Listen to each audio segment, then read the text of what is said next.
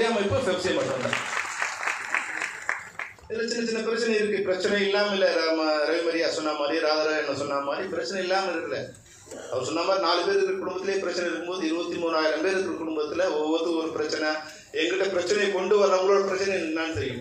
அவங்க சங்க நிர்வாகியாக வர்றவங்க அவங்க விரும்பலைன்னா கூட அவங்க கீழே இருக்கிறவங்க அவங்க பதில் சொல்ல வேண்டிய ஒரு கட்டாயத்தில் இருக்கிறதால வராங்க. அப்போ நம்ம இதையெல்லாம் எப்படி சரி பண்ணி ஒரு குடும்பமாக எப்படி போகிறது? அப்போ பேசி பேசி பேசி அவனை கன்வின்ஸ் பண்ணி புரிய வச்சு ஒரு அமைப்பாக கொண்டு போவதில் நான் முனைஞ்சிருக்கேன். சில பேருக்கு வருத்தம் இருக்கலாம். கடவுளாலே 100% ஓகே பண்ண முடியாத போது செல்வமணி மாத்திரம்.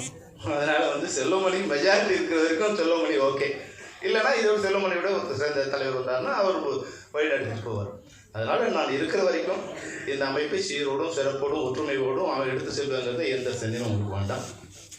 அது மாதிரி இந்த இயக்குநர் சங்கத்தின் சார்பாக விருது பெற்ற நம்பிராஜ், அவர் பேருக்கு ஏற்ற மாதிரி நம்பி எந்த வேலையும் கொடுக்கலாம். சமையல வேலையும் கொடுக்கலாம், சங்க வேலையும் கொடுக்கலாம், நல்ல வேலையும் கொடுக்கலாம், கெட்ட வேலையும் கொடுக்கலாம். எந்த வேலையும் கொடுத்தாலும் நம்பி கொடுக்கலாம், நம்பி செய்வார். அந்த மாதிரி மிக சிறப்பான மனிதர், மிக சிறப்பான தோழர் நம்பிராஜ் கொடுத்தல. இயக்குநர் சங்கத்தோட உறுப்பினராக, பழைய தலைவராக, செயலாளராக எனக்கு ரொம்ப சந்தோஷம். அவருக்கு என்னோட வாழ்த்துக்கள்.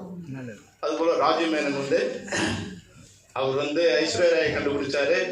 அப்புறம் ஏ ரகுமான் கண்டுபிடிச்சான்னு நீங்கள் சொன்னீங்க. இன்னொருத்தர் கண்டுபிடிச்சது இளவரசனுக்கு தெரியாது.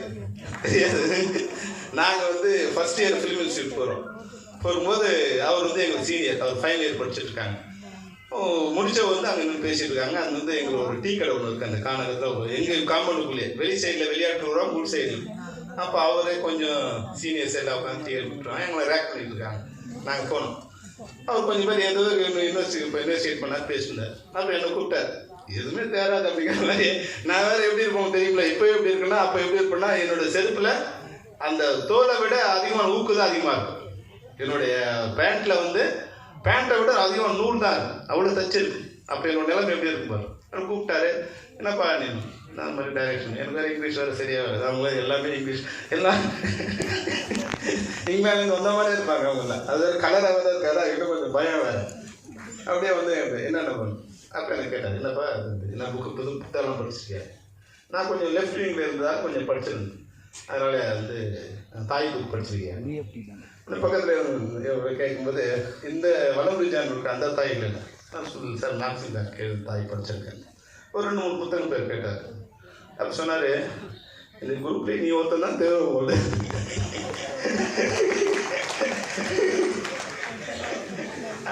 அப்படின்னு அவர் வாயால்.